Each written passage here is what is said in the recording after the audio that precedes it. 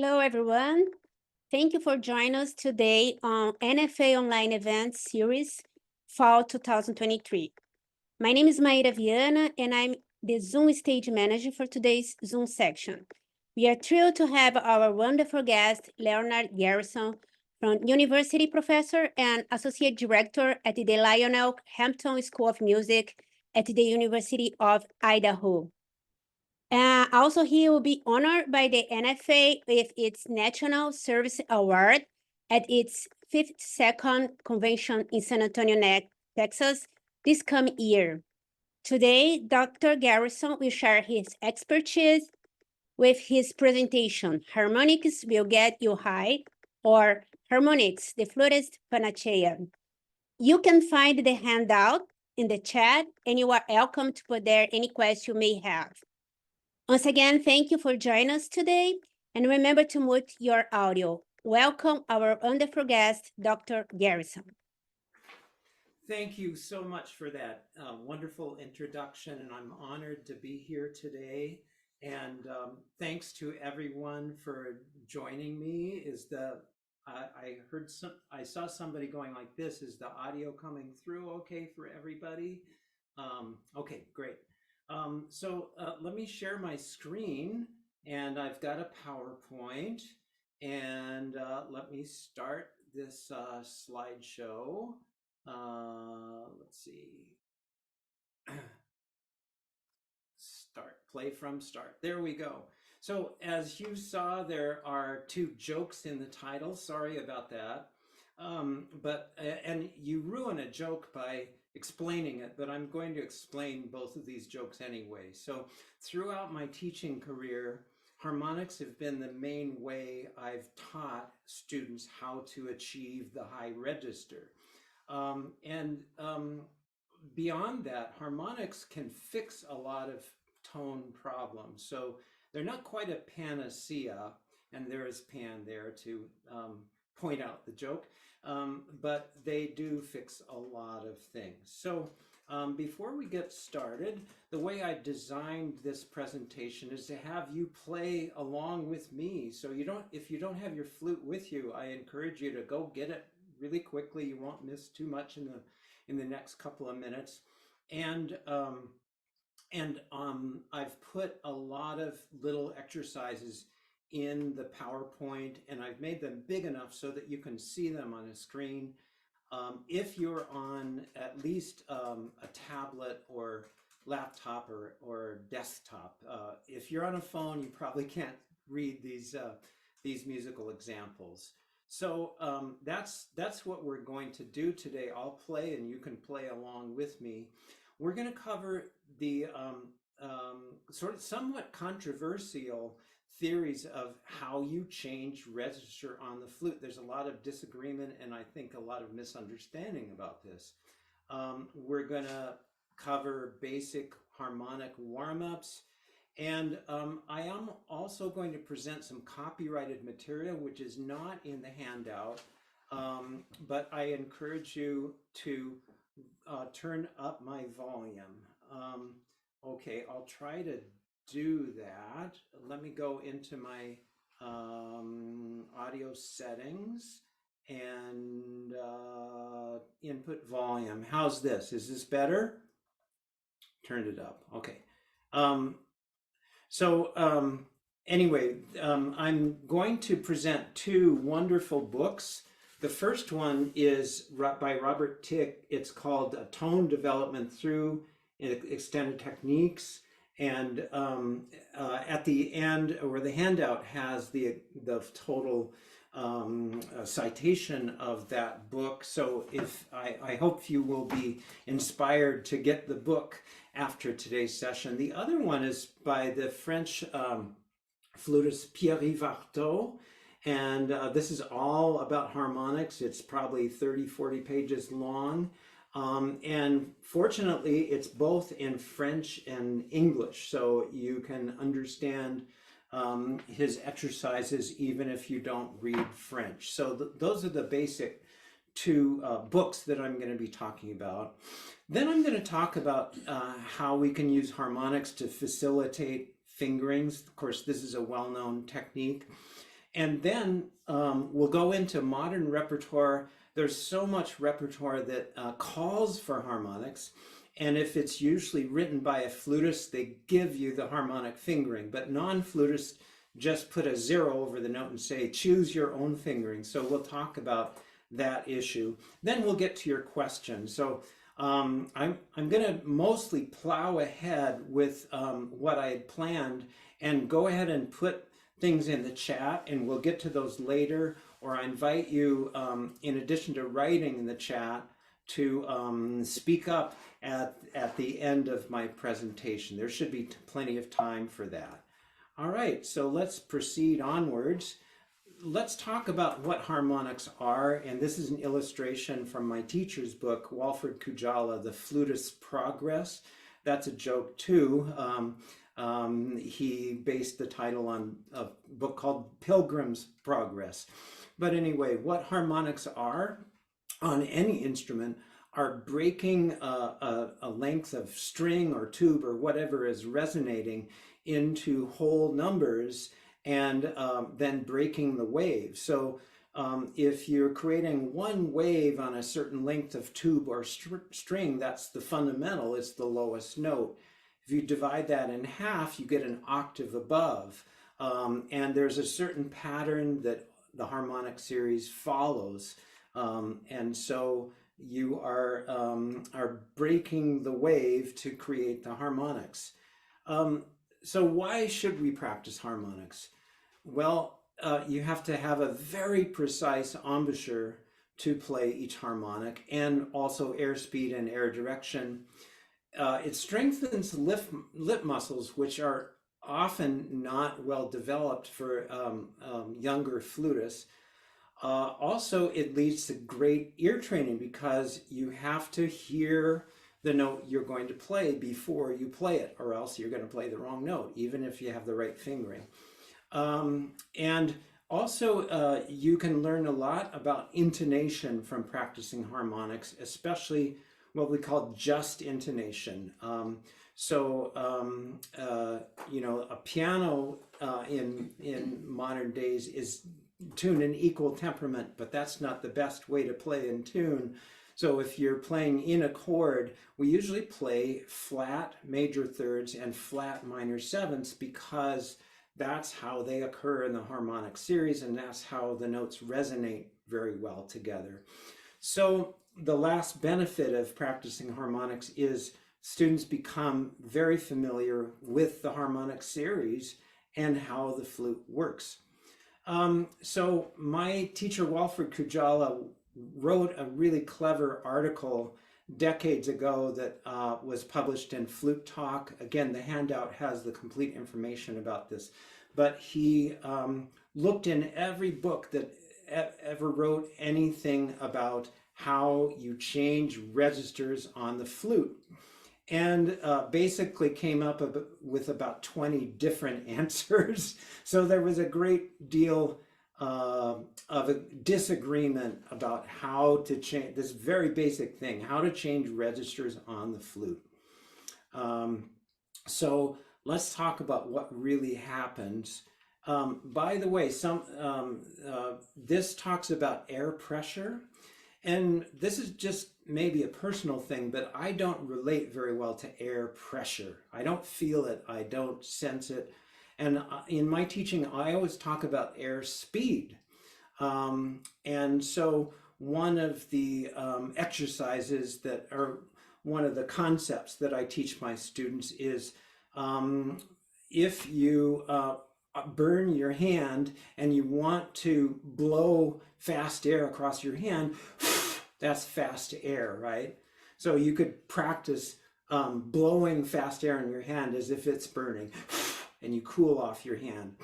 Slow air is if you've been outside without your mittens on and come inside and you want to warm up your hands, you use slow air.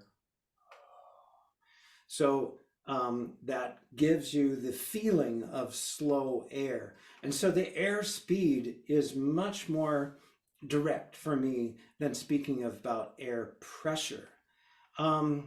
another way that language counts is, I've talked about this in numerous sessions in high schools and schools and other situations. And I ask students, how do you change registers? And they say, well, you tighten your lips. I never use that language because I don't want the embouchure to be tight. I want the opening between the lips to be small. So there's a difference between tight and small. So here's what I think really happens. So to go to the high register, we increase the air speed. And this is true on any wind instrument, trumpet, flute, piccolo, whatever.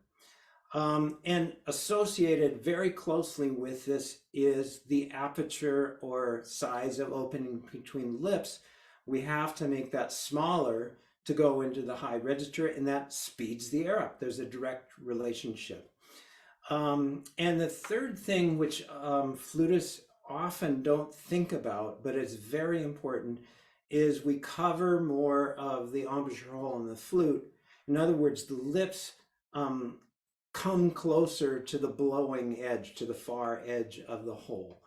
And as we will see, this has been proven to be a crucial part of it. So I grew up with this book by Stokes and Condon, Illustrated Method for the Flute. And I grew up with this image, which I think is fantastic, how to change registers on the flute. So the top two images show the low register, the middle two images show the middle register, and the lower two images show the high register. So this shows that the aperture is bigger in the low register, medium size, like Goldilocks for the middle register, and small for the high register. And then you see that the lips are approaching more to the high register the higher you go. So the embouchure hole on the flute has to be open, or else you can't play a low C. So the low register, you have to open that as much as possible. My lip usually covers maybe an eighth of the embouchure hole to play in the lowest notes of the flute. But in the high register, I cover maybe about half of the embouchure hole. No more than that, because then that closes off the sound and you don't get enough sound. Anyway, that's a crucial difference. And let me show you the proof for this there. Now, I know that you can't read the text of this article, but it's a really clever article, The Flute Embouchure and the Soda Straw, first published many, many years ago in The Instrumentalist and then reprinted in Flute Talk by Richard Hahn, who was my predecessor in several ways. He was the flute teacher at the University of Idaho from the 60s through, I think, the 90s. And he was also a past president of the National Flute Association. So let me explain the basic gist of this article. He took a soda straw and crunched the end of it so that it was the shape of a flute aperture of our embouchure, and blew through the soda straw, moved it back and forth on the head joint, and voila, the register changes.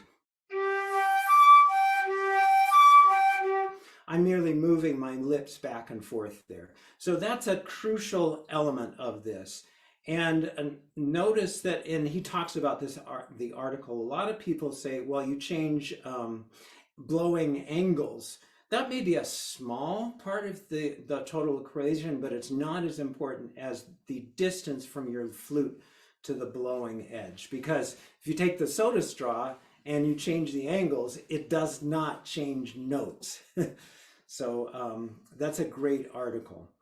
Now, a lot of students cheat. They discover this principle unbeknownst to them, and so they roll in to get their top notes. So I'll just roll in and out.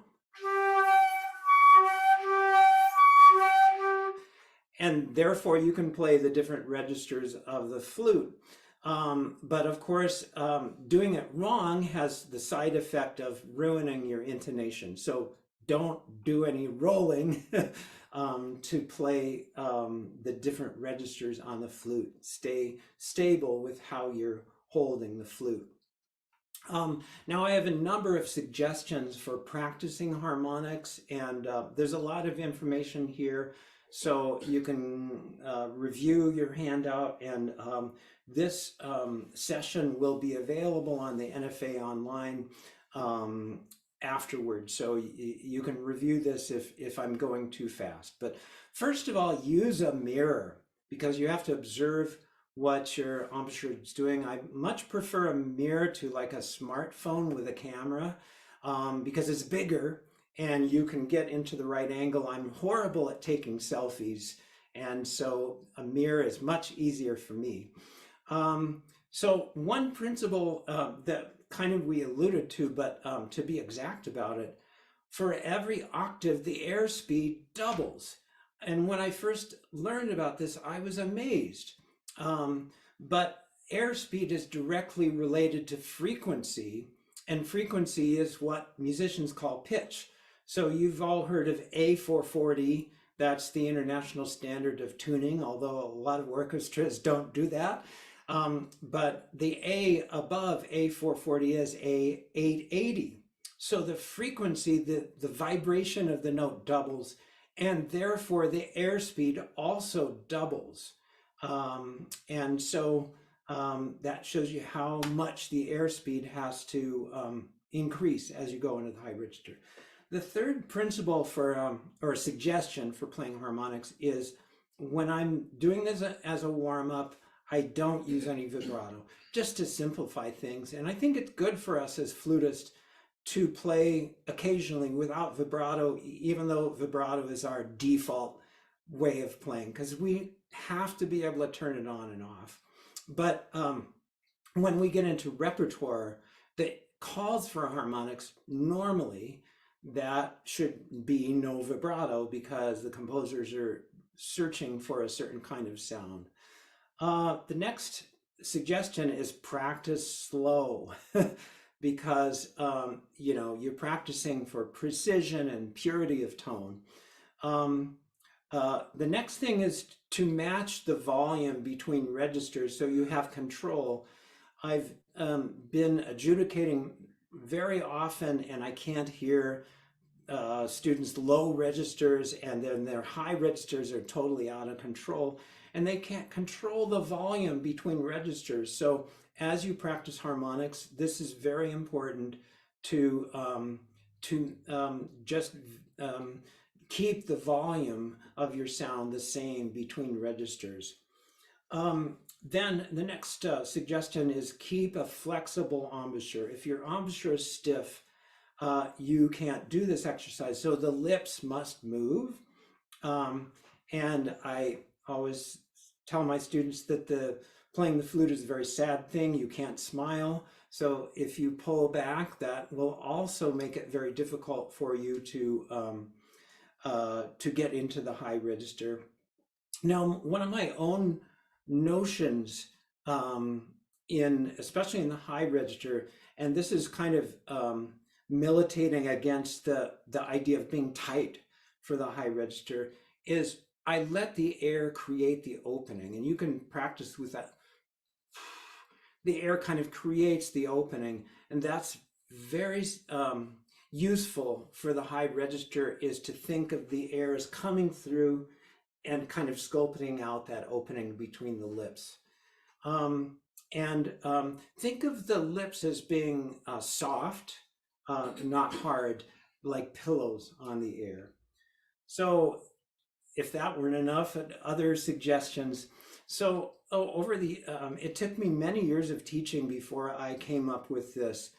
My perfect vowel for the low register is ah, because and it's like going to the doctor's office and having the popsicle stick in your mouth. You say ah, and you drop your jaw and you open up. So that's perfect for the low register.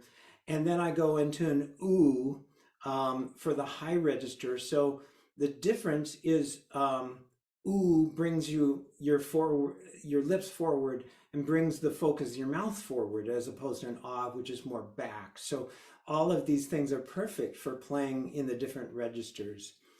Now, also the emphasis on one lip or another.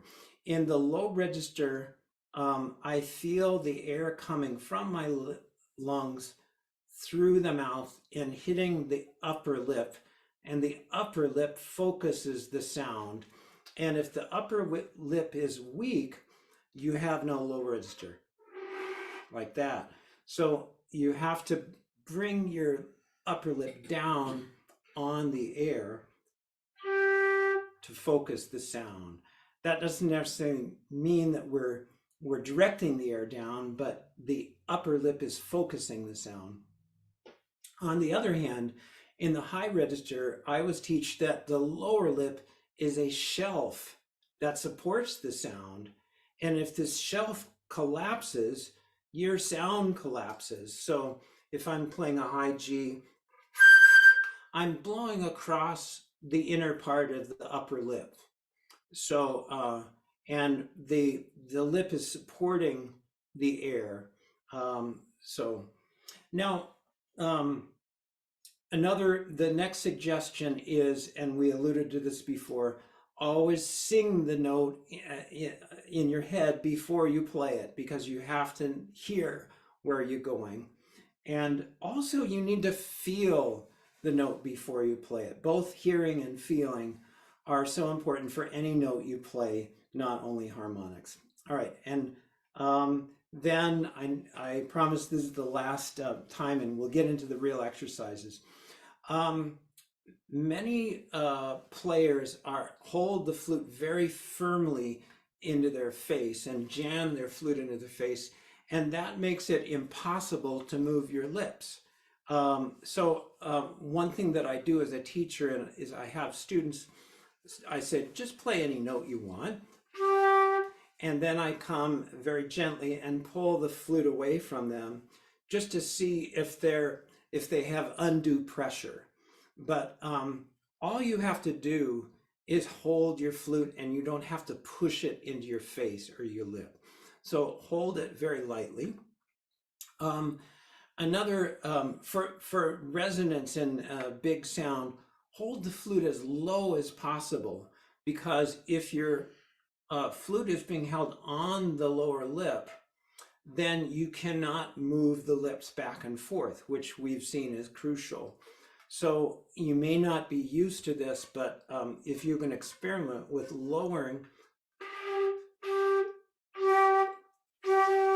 as much as possible so the flute's on the chin more than the lower lip. And so you might have to change your embouchure a little bit to find the sound. And you might have to drop your jaw and change your lips to direct it down into the flute a little bit more. Then, everything in our face is connected. So if I observe that a student is straining to play, say, in the high register, and I see a furrowed brow, I say, just relax your brow, relax your eyes. And if the eyes are straining, that connects to the musculature that you're using in your embouchure. So relax your whole face as you're playing. That's another good reason for using a mirror. All right, now the last thing before we get into the real nitty-gritty of this is, and this idea comes from a friend of mine, Brian Gordon, who plays piccolo in the Phoenix Symphony. Don't think blowing low register, high register, but think of these three registers of the flute having the same target. It's just they're in concentric circles. So the high register is a smaller target, but it's inside of your target for the middle and low registers. All right, so let's get on to our first warm up. And this is something I learned when I was very young. and I've done it every day since then. And so, I have a YouTube that's had quite a few hits explaining this very basic warm up. So to review, to go from low to middle to high, we're going to uncover in the hole for the low register and move our lips forward for the high register and then move them back for the low register. And we're going to increase the airspeed, not by blowing harder, but by having a smaller opening as we go to the high register. So let's get our flutes out, and maybe you want to tune. Here's my G. All right. And notice that I'm, again, using no vibrato. And I suggest using the metronome for this. So I'm going to put my metronome on 60, not to be concerned about the rhythm, but slow us down. So 2 counts on every note. Take a good breath and play each phrase in 1 breath. Ready? 3, 4.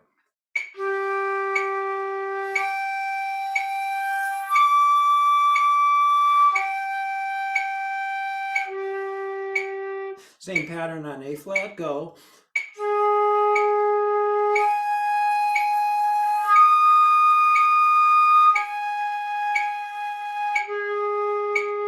A, go.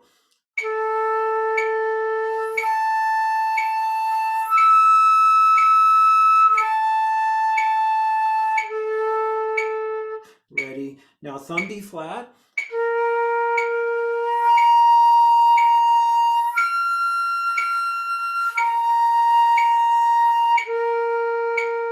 B natural and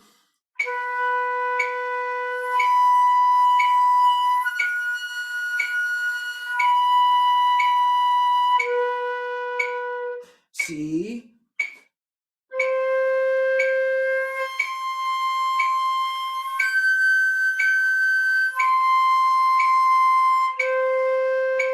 C sharp or D flat.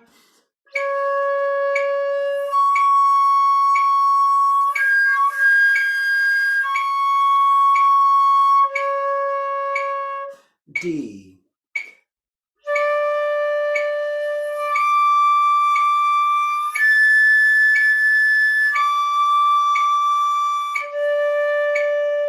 All right, I hope you did well. A few little pointers here or comments. The third harmonic is always going to be a little flat, so don't worry about that. That's kind of natural for that to happen. Also, the use of the thumb B flat for B flat is necessary. You can also use the B flat lever, which is this deal, but using the 1 and 1 B flat does not work very well for the third harmonic. All right, so, and also the last pitch, of course, the overall design of this very simple warm-up is to go up chromatically. So the last pitch we practiced was the middle register D with the first finger off. It would be very difficult to do this on a low D, although you could. So this is just I think you should start your playing every day with something extremely simple like this. All right, so moving on. As I travel the country, I ask students, well, how do you warm up? And usually they say with kind of an upspeak, scales. And I say, well, it's great to play with scales. But, you know, it's good to get your tone going first and then add the fingers. So one thing, another advantage of harmonics is you've got the air setup and the embouchure going from low to high to low, and then you can add your fingers to that. So if you play harmonics before you do scales, it's very advantageous. Now, what a student who hasn't developed this yet usually has 1 embouchure, and this is usually what happens. I'll try to do it without the instincts that I've developed. So an F major scale.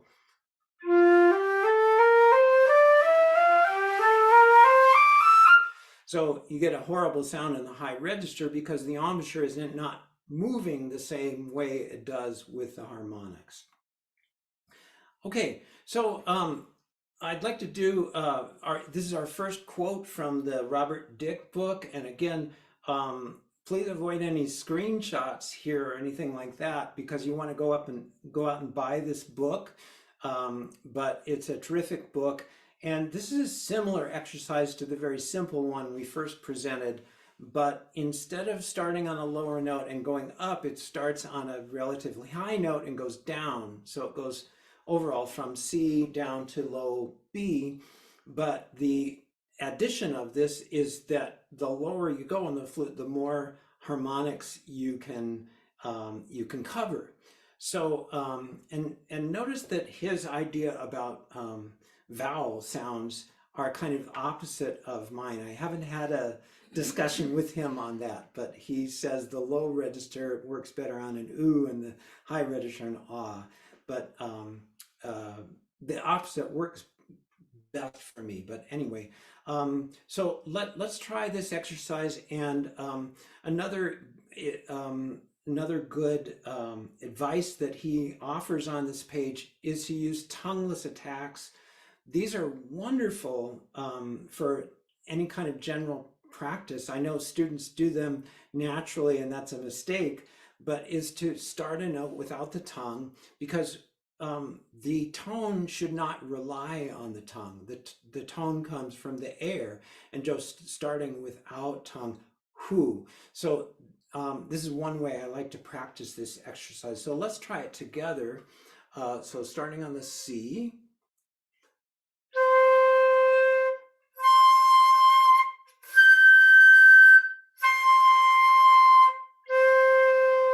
And on a B.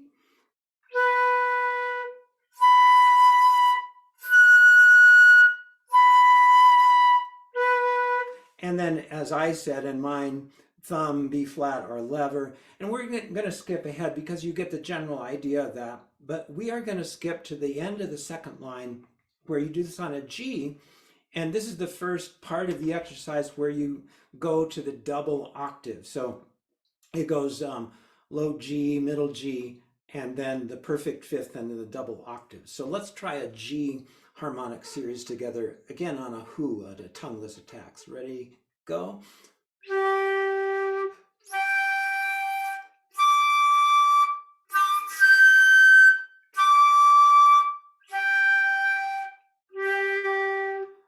All right, and again, I'm kind of skipping because there are a lot of things that I want to show you.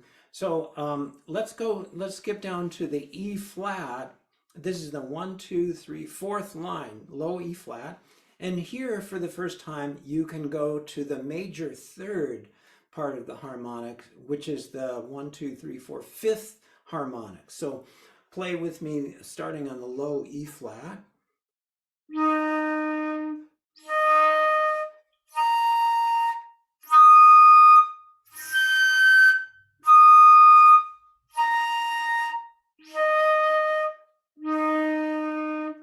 Great. Now let's get further down to the next to the last line on the low C. And this one you go all the way up to the double perfect fifth, the high G, everything based on the low C fingering. So try your C harmonics. Ready, go.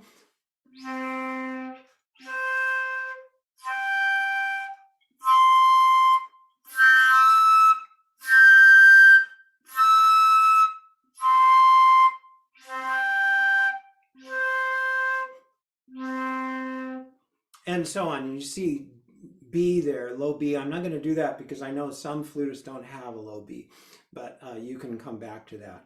Now, then notice what we've been doing so far is proceeding in numerical order from the first harmonic to the second and third and so on. But it's very useful to jump around. And so this is a great jumping exercise from the same book.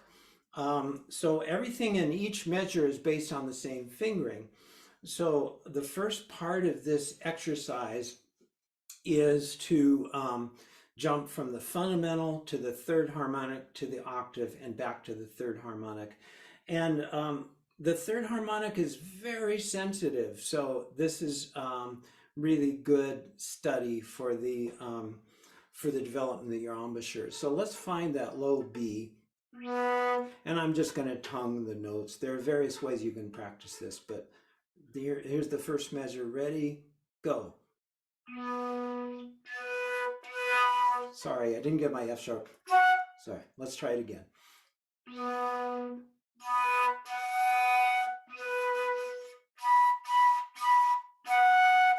Sorry. Well, it's good that I'm screwing up because I'm showing you how difficult this is.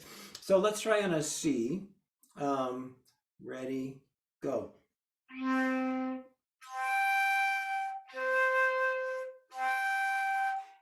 Right, and then on a D flat.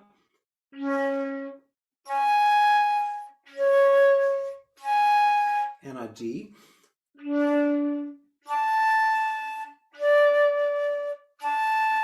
Right, and so on. So you get the idea. Now, a variation on the same basic exercise is the second half of the page uses just going between the octave, in other words, the second harmonic, and the third harmonic, the perfect fifth. So everything in each measure is the same fingering, low register. So let's try our B, see if this works. And then on C. And D flat. And low D.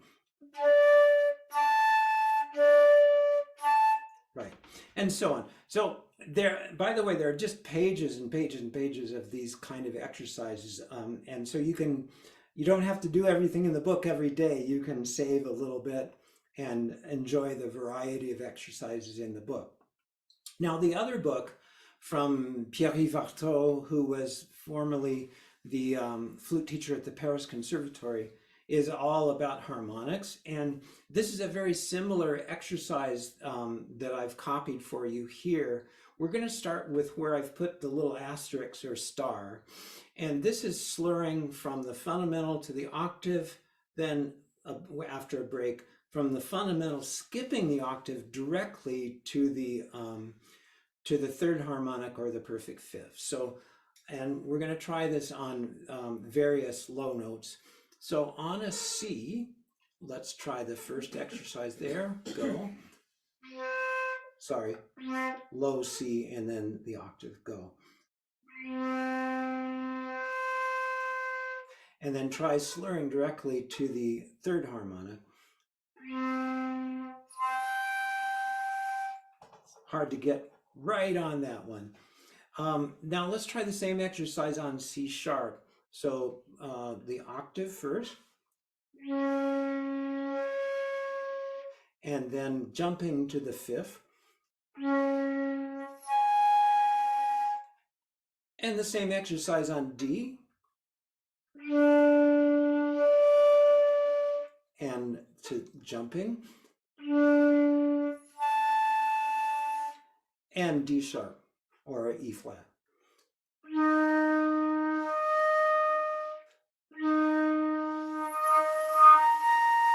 And I had a little trouble with that one there. So you have to be set up just right to do those exercises. And then you can see there are various other things you can do on the same page. But let's keep moving.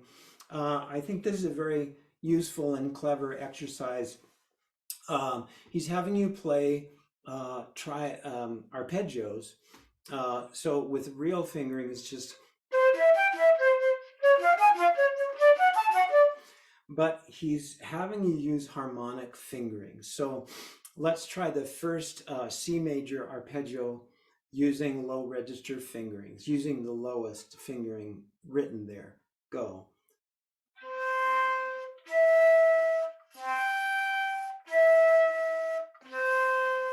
And the C sharp chord.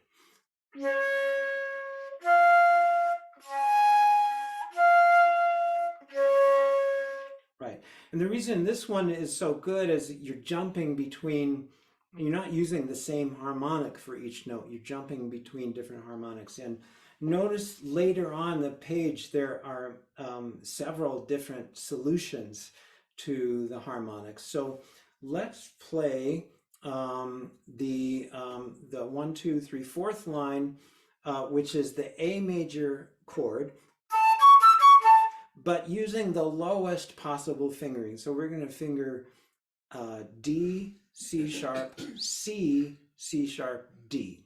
Okay, here's the A with the D fingering. Go.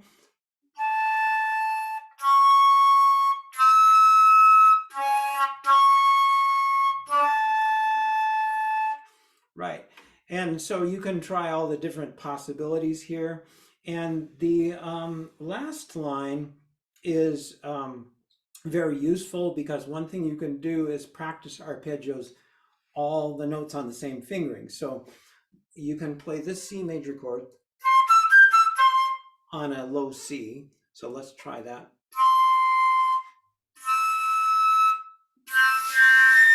Sorry, things are not happening for me today. Let's try this one again.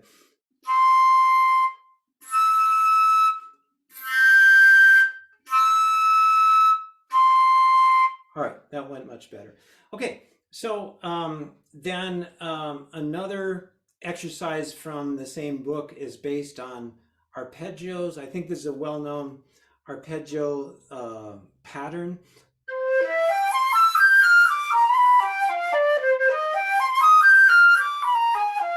So on. But rather than regular fingerings, it's using harmonic fingering. So let's try this exercise slowly. And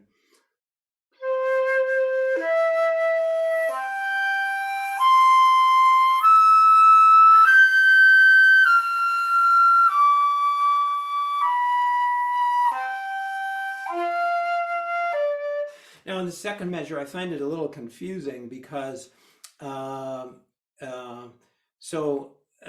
you're using E flat, the second note, but there's a B natural towards the end of the measure, so you have to finger E natural there. So just remember that. So let's try the second measure again slowly.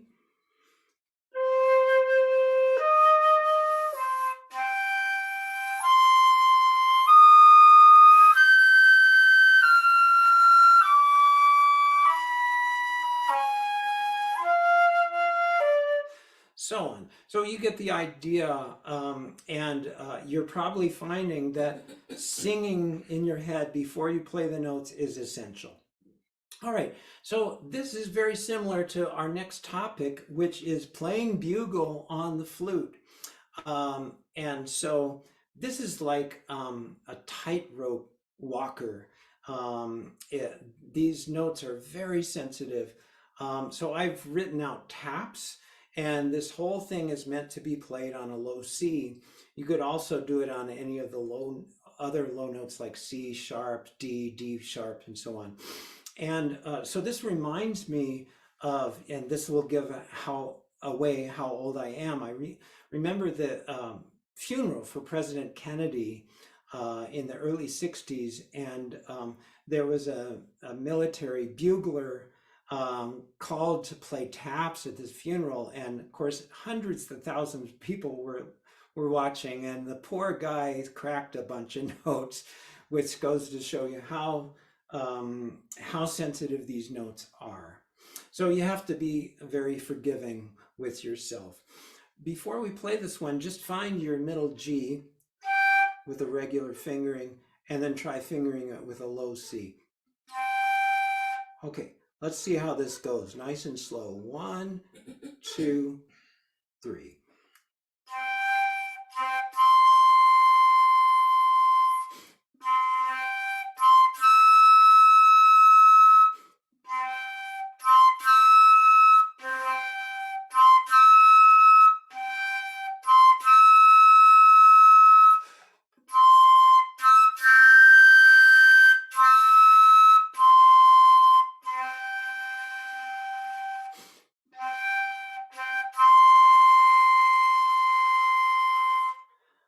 that wasn't too bad. I could work on the purity of sound, which is one of the goals of this exercise. Now,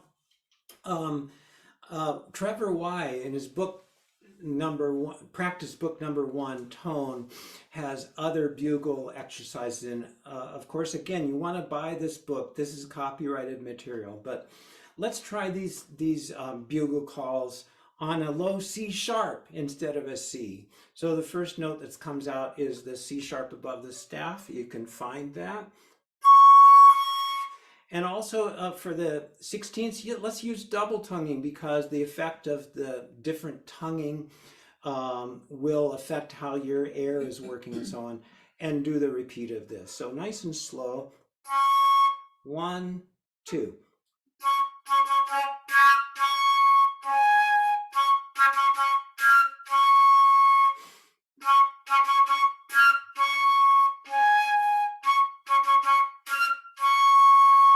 All right, hope that worked well for you. We're going to use the same note for the #3 here. And usually when buglers play this, they go really fast, but we're going to go pretty slow. We're going to go in 6. Notice that the form of it is ABA. So you play the first line, second line, and then return to the first line. So let's find, it's going to be an E sharp or F natural in the high register. Find that note with your harmonic. Ready? 1, 2, 3, 4, 5, 6.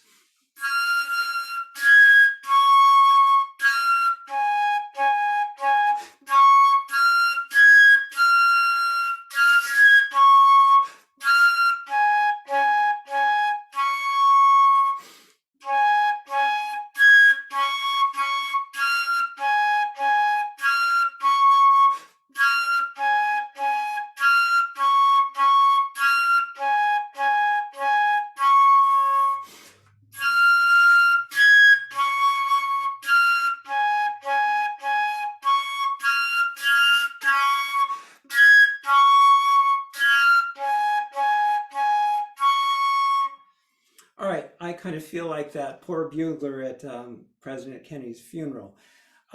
Okay, so then one thing, as I said originally, is students have to realize what low fingerings result in harmonics. So this is a fantastic exercise for this from Robert Dick's book. And so the idea of it is you play the regular note, then a harmonic, and come back to the regular note. And I find that the harmonics actually improve and enhance the regular note. So on the D, on the B, and you can kind of echo me if you want. We'll take one of these at a time, but on the B, it's like this.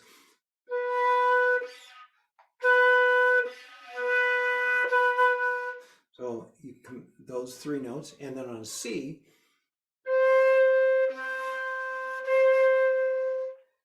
and the D flat. Now this is particularly important because the middle register D flat, as we all know, is a very sharp note, but the harmonic is stable in intonation. So if you match the intonation of these, your D flat is going to be much better. So try that one, the D flat, going back and forth.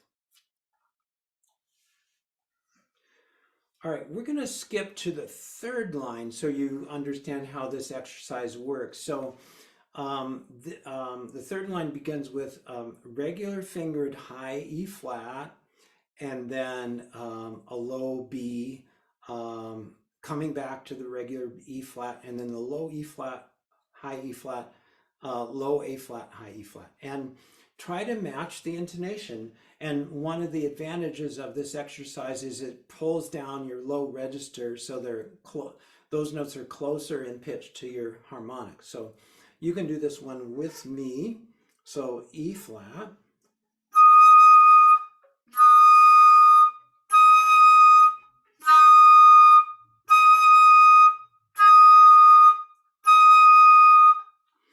and Robert's arrows are kind of different than I'm used to.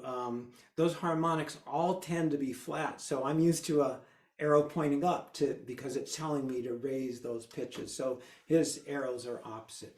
anyway, you get the idea of this one, and you can come back to it and explore further. So basically, what we learn from this is if you're in the middle of practicing a piece and you're having trouble with some high notes, you can reinforce your embouchure purity by going back to your harmonics in the middle of your practice session. So for instance, if a piece you're working on has an F sharp and the F sharp sounds really bad, well, you can go to the third harmonic. You have to think kind of backwards. B makes a harmonic of an F sharp. You can go to your third harmonic, stabilize it, and then change to your regular fingering. So we can do this together. 3, 4.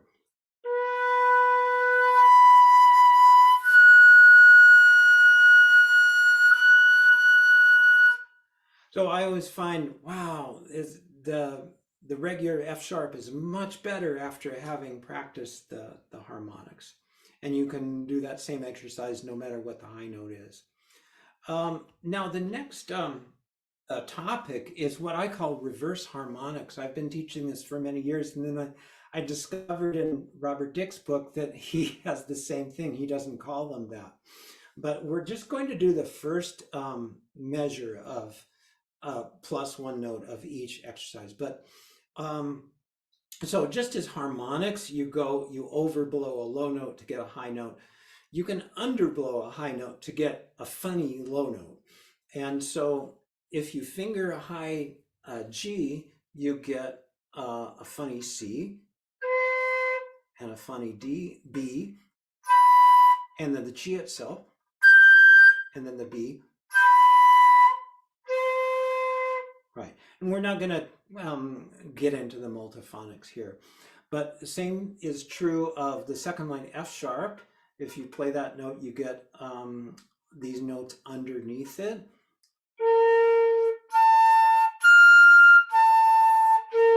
So the same embouchure and air principle as playing harmonics, and then an E flat.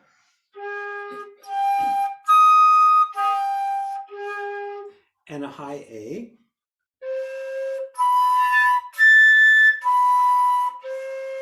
And notice some of these low notes are really, they're not standard sounds. High B flat.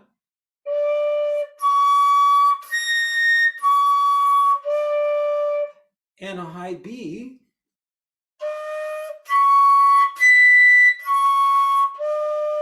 Now, the lowest line is not in Robert's book, it's mine, and this is what I've mostly used it for because my students have a real problem playing high C's, C sharps, and D's, and so this is how they become successful at those notes. So we're going to do reverse harmonics on the C fingering, so you get 3 different C's.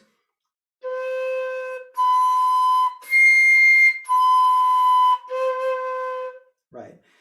And on a C sharp, the best fingering for this, by the way, is no thumb, left hand 2, 4, and right hand 1, and then perhaps the C key in the right hand. So try the C's, C sharp, sorry.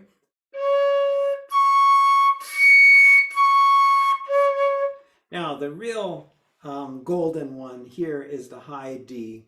So the fingering for this, if you're not familiar, is thumb, 3, 1, 2, C key.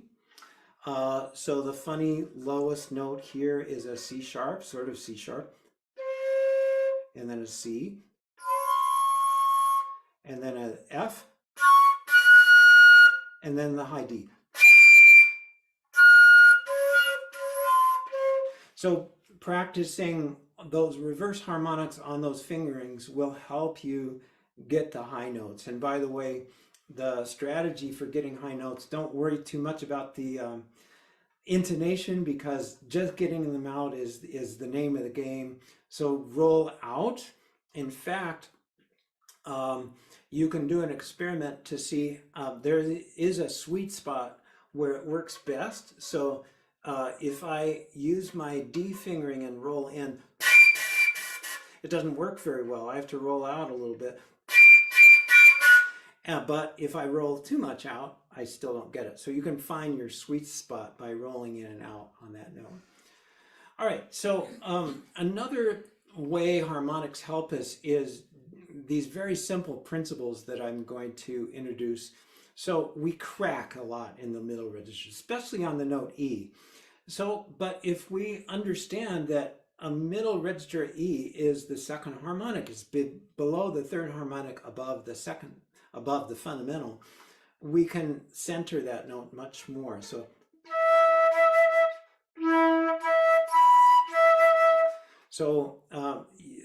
if you practice your harmonics on an E, then that middle E is much more solid. Now a similar problem in the middle register is in an undertone, so playing like this, so that you get the fundamental mixed in with this. So my solution for that is to practice your harmonics and place your middle notes closer to your high register than to the fundamental.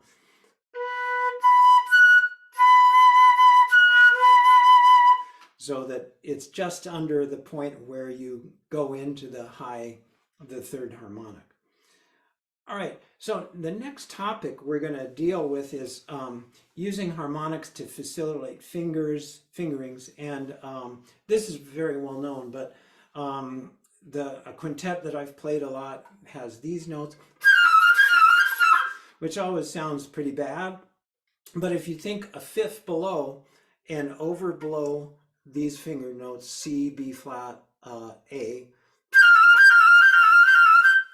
and there's nothing wrong with that really. The sound isn't quite as good, but you're going fast, so people won't notice that.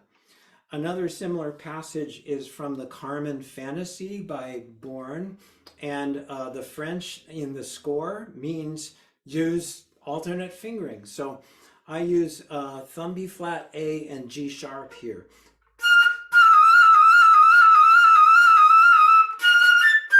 Then I go to normal fingerings for the last measure. Okay, now let's get into using repertoire that uses harmonics. So which fingering should you use? Well, use the one that's easy for you and also the one that fits in with the harmony. So for instance, the harmony is a, say a C major chord and you have an A, fingering an A is not going to work very well. It's not going to fit very well with the context. Then another point before we get into it is I don't use all the standard harmonics. I've experimented a lot, and the goal is to split your wave and open a key where the wave splits, and then you have an easier harmonic. So I'll show you how this happens, but probably the oldest use of harmonics is in the very popular Hungarian Pastoral Fantasy by Doppler. And the problem here is the very first harmonic that's written, it's a high A. So my solution here is to play a high A with the first finger. So it's really thumb 1, 2, and then in the right hand 1, and using the C sharp trill key. So it's really a harmonic of an F with a little opening right there. My other pet peeve about this this passage is many people play it with tons of vibrato.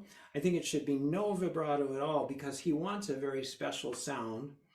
The other thing is, if you can see, I've put in the beats. Many people don't respect the rhythm here. So we can play this together. 4, 5, 6.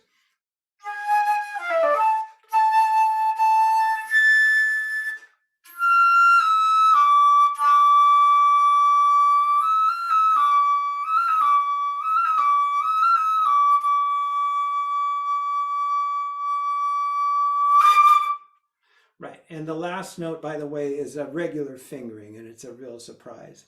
All right, so now there are a couple of things you can do when you're using the harmonic of the third harmonic of A, which is a high E. Because it tends to be flat. So you can either add L4, which is your pinky in the left hand, the G sharp key, that raises the pitch. Or you can add the second trill, which also raises the pitch. All right, so let me show you a couple examples of this. In Aaron Copland's wonderful duo for flute and piano in the second movement, he has a passage that we should note is marked non-vibrato with harmonics. So I use the A plus the second trill to play the E here. And then I turn my vibrato on where it says mezzo piano espressivo. So let me play this for you. If you want to play along, that's fine. 1.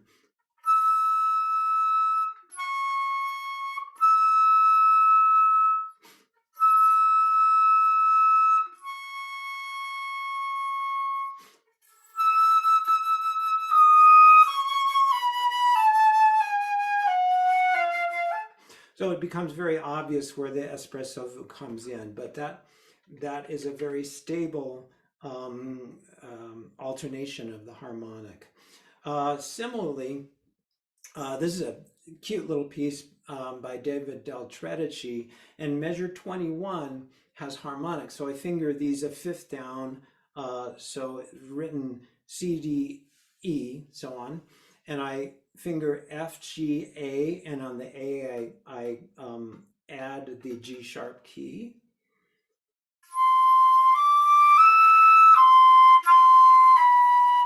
In order to raise the pitch, because otherwise it's very flat. All right, now this one you probably can't see enough, but it's just such a cool use of harmonics. It reminds one of the exercises from Robert's book.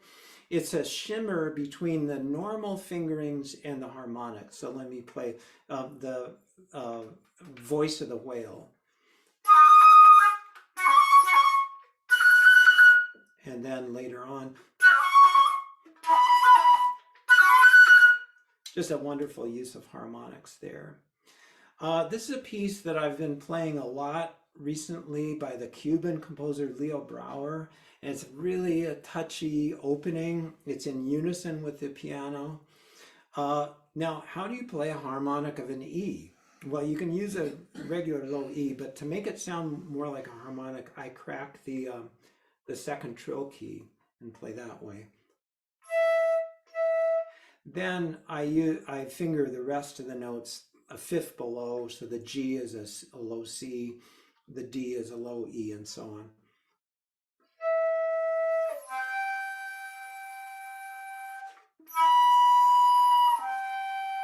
So on. Okay, now this is another great piece, and it has a really tricky opening. The way it's designed is to play all the notes of the harmonic series on a low C. So it's supposed to start on a high B flat.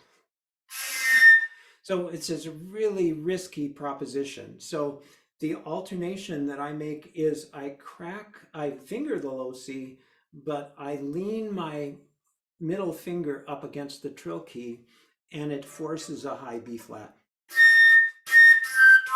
just for the first note, and then I finger the rest as a C. So that's a much more secure opening. I hope Janice doesn't mind that little alternation.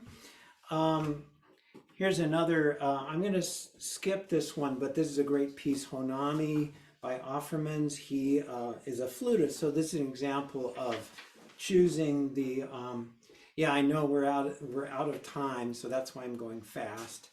Let me show you, this piece is a very difficult piece.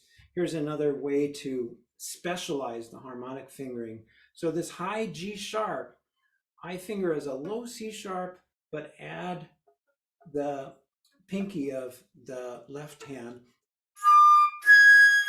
And it kind of, by default, gives you the high G sharp. Otherwise, it's really difficult to play. Another similar situation is Valerie Coleman's Danza de la Mariposa.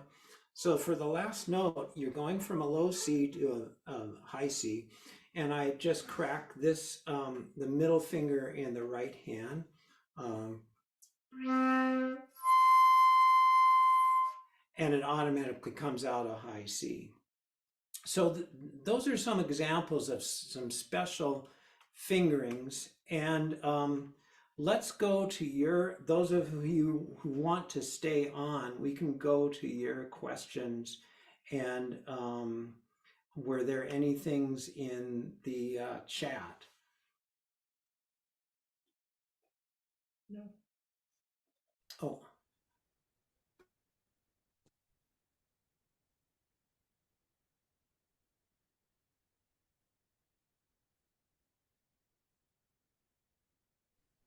Oh, Leonard, I think you're muted.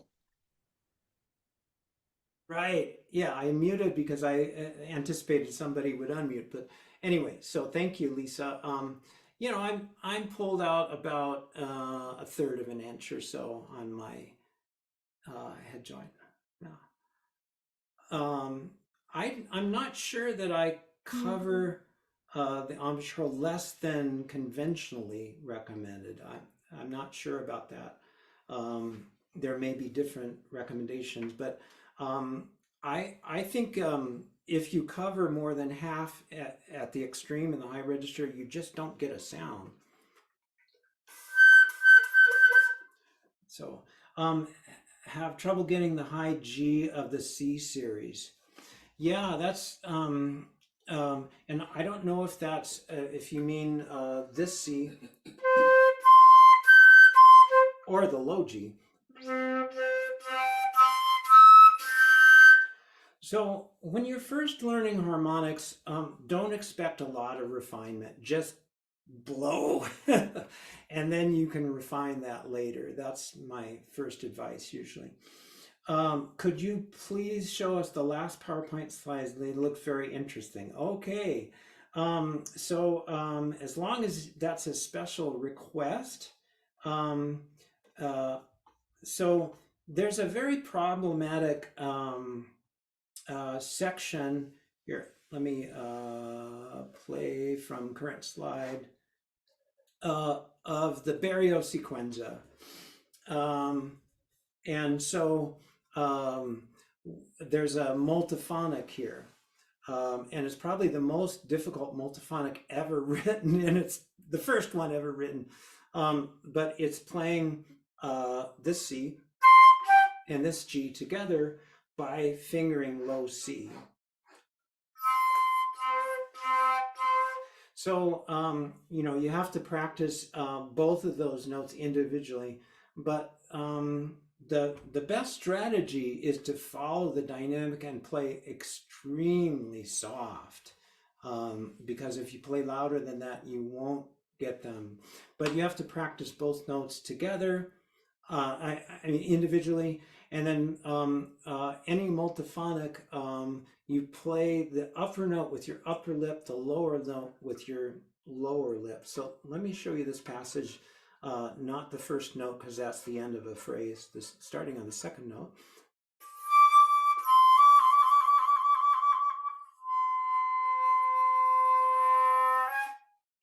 So on. So that's approximately it. And the other one from the bariosequenza.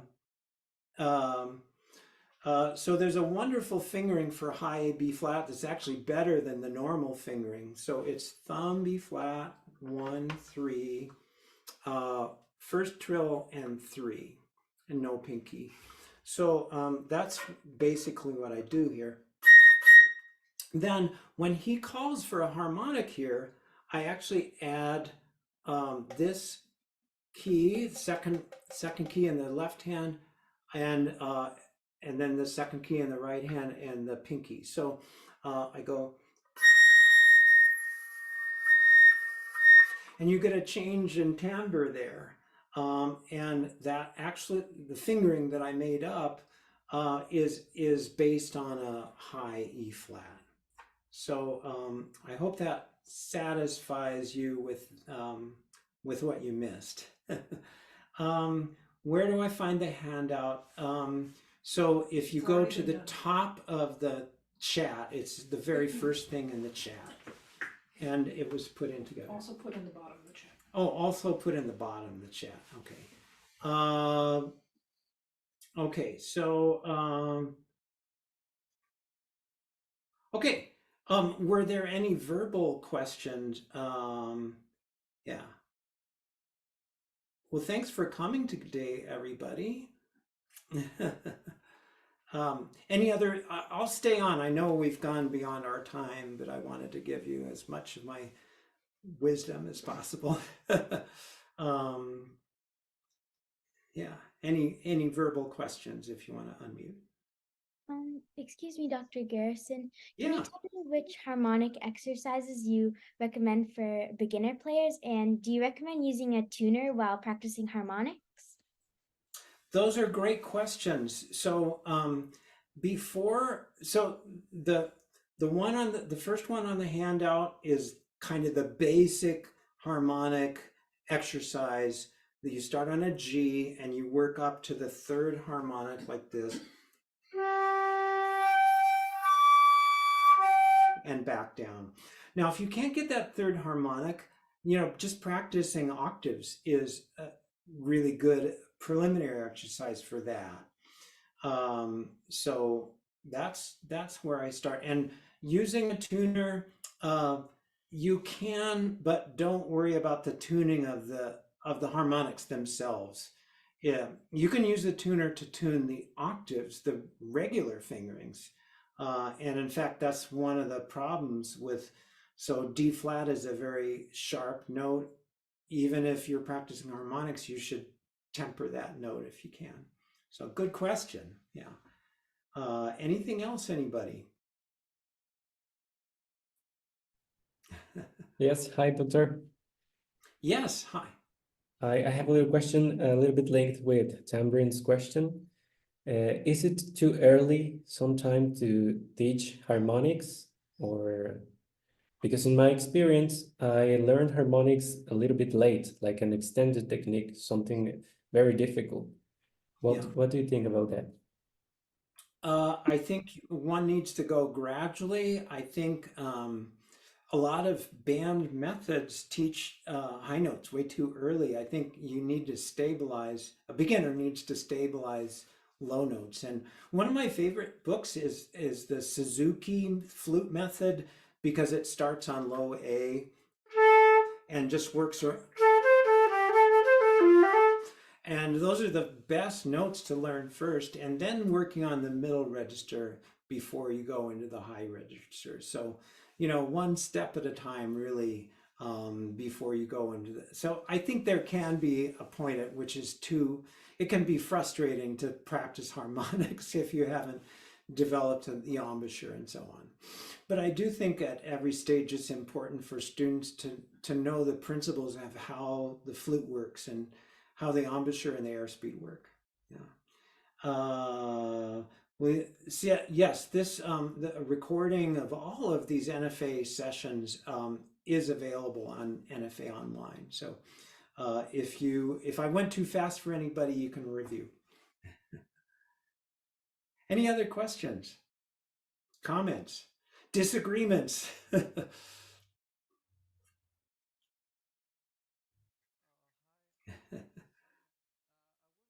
All right. Well, I hope this was useful to everyone. And if you do have any follow-ups, my email is my name, Leonard, Leonardg, Leonard G @uidaho.edu. So send me an email if you have any follow-up questions. I'll try to get to those. And if not, I'll look forward to seeing everybody in San Antonio. Please support the NFA by coming to the convention. And I'll look forward. I see some of my friends here on the session, and look forward to everybody. So thanks so much. Yeah, thank you so much, Dr. Garrison, and thanks so much, everyone, for being with us today. Have a wonderful Sunday and amazing holidays. Bye-bye.